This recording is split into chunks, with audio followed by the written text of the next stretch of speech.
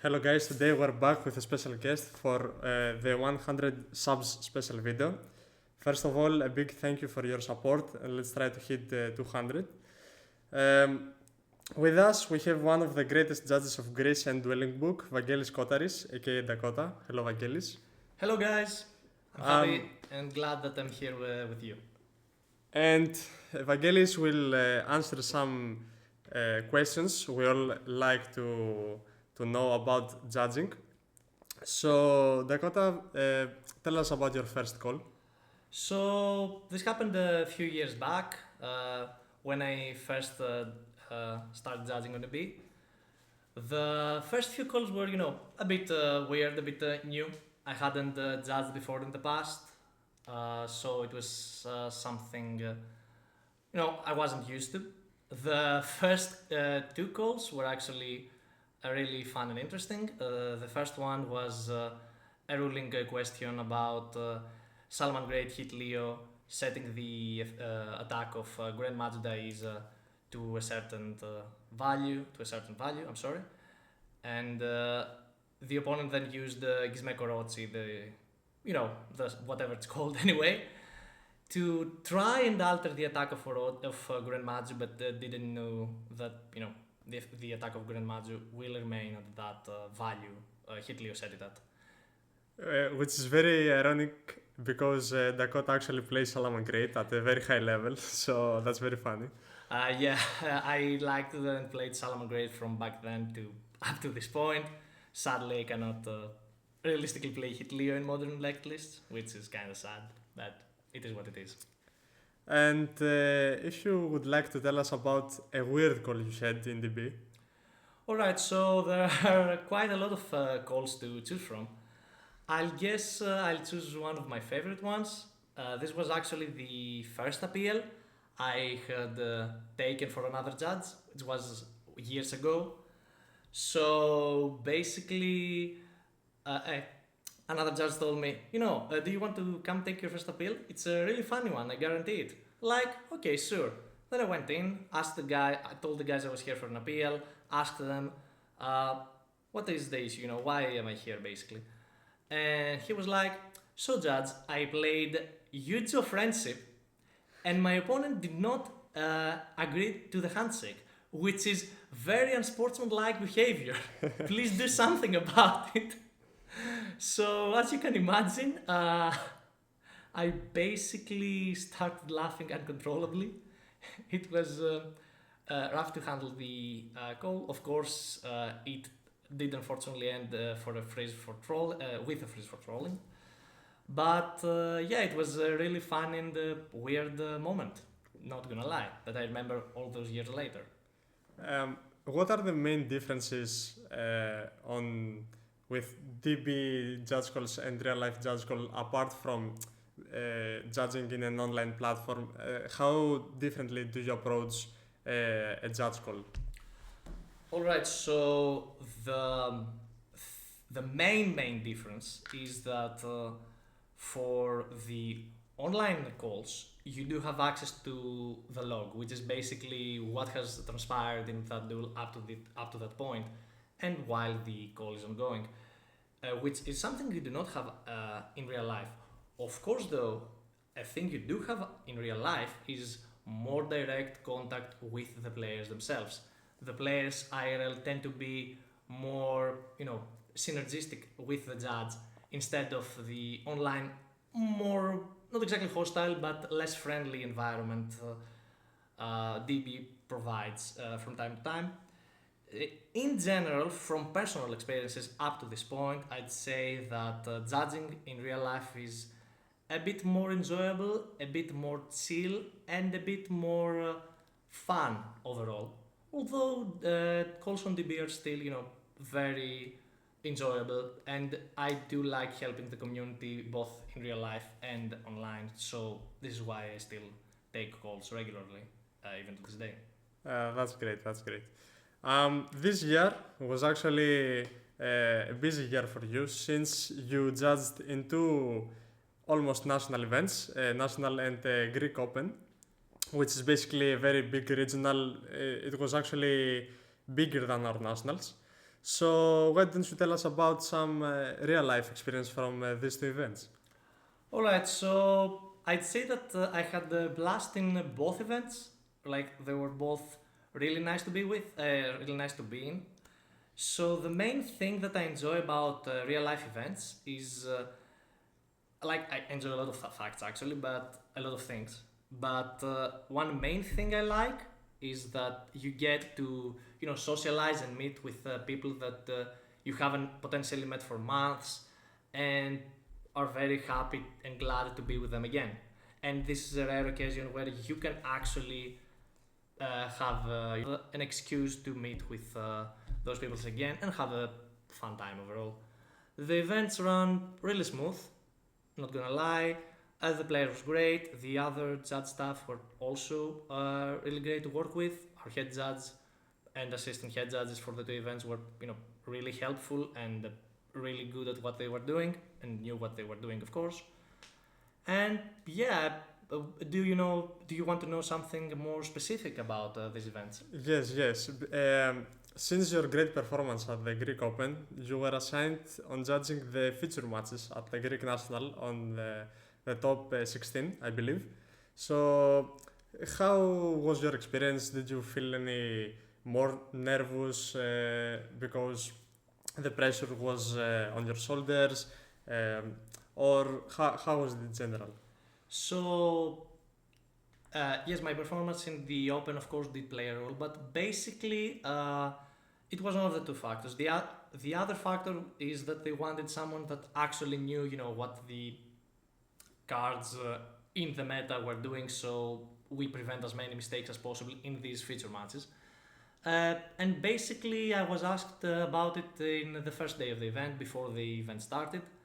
Uh, I can't say that I was nervous, mostly due to the fact that I'm kinda used to people watching my calls on Dueling Book because, there are certain people that actually like watching judge calls and actively spectate them pretty much more or less all the time. Um, and in after the Greek Open, you were given the opportunity to sit the RC2 test, which is basically the ruling comprehension judge test, IRL. So, what are the main differences between the RC2 and the DB judge test? Alright, so that's an actually very interesting question. I had the opportunity, as you very well mentioned, to take the RCT during the Greek Open. So, in my opinion, that test is relatively easy. It basically, as you can find online, covers all the stuff from Konami's website, like the articles they give you about PSCT, targeting, etc. And overall, it is, I believe, a test that guarantees you have a level to at least understand what the majority of the cards in the game actually do. Now, the DB judge exam is, a few steps further for the hard part. It covers all that stuff from the RC2 plus many more interactions that may come up from time to time and from one meta to another. So it's basically generally understood as a harder exam than the RC2. Um, in your opinion, what is the best and worst thing about being a judge? What do you enjoy most and what do you hate?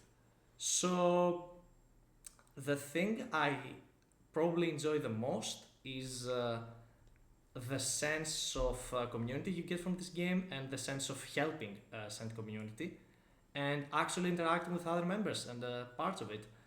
The probably worst experiences, should I put it that way, are certain judge calls on Dueling Book because in an online environment where people don't see one another face to face, you can kind of meet the worst things about humanity and the worst things about the internet, and you do come face to face with them semi regularly. Do note though, this is a very, very small percentage of the player base. end of the general human population, but you are expected to meet such people on Dueling Book and online in general. So yeah, the worst experiences are experiences involving these individuals. And how do you deal with players that they want to make your time hard in Dueling Book? How do you deal with these players that they don't care about so much the gameplay, but they care most about making your life harder? So basically, the small percentage we just mentioned. So what we hopefully want to do in most cases is to come to an agreement with them, a certain level of understanding that you shouldn't be doing X, C, and X, Y, and Z stuff, basically. And sometimes it actually works. But as a last measure, we do tend to freeze those bad apples when they exceed certain limitations. And if you ever wanted to ask you, how do you feel with judge calls? How do you deal with judge calls that where both players tell different stories in real life? So you go to a table and you ask what's the problem, and both players tell you a different story, but no table near them is able to say, I can confirm that happened. So how do you deal with the situation? So there are basically certain steps where you have to follow, or those things aren't exactly set in stone. Each judge will have their own way to confront those cases. But basically, one thing that I personally like is that people that lie about those situations don't retell the story the same way when they're asked to do so a second or third or fourth time potentially. So basically, one thing to do is search for inconsistencies in their stories, maybe some potential movements about said player may be an indication that they may be lying or not. And in some cases, of course, you may have regrettably no way to actually know what happened. You will have to make an educated guess in that case, but it can of course happen. And if you are wrong, it is regrettable, but we do have those limitations, IRL, of course. But in general, do keep those players in mind, and if they do it potentially again, there's another call with that guy that maybe caused an issue about the whole thing. In that case, you can potentially see a pattern emerge and deal with it appropriately. Yeah, so basically, psychology and body language always helps in these situations to basically judge at the moment who is wrong and who is right. But if this is not the case, you watch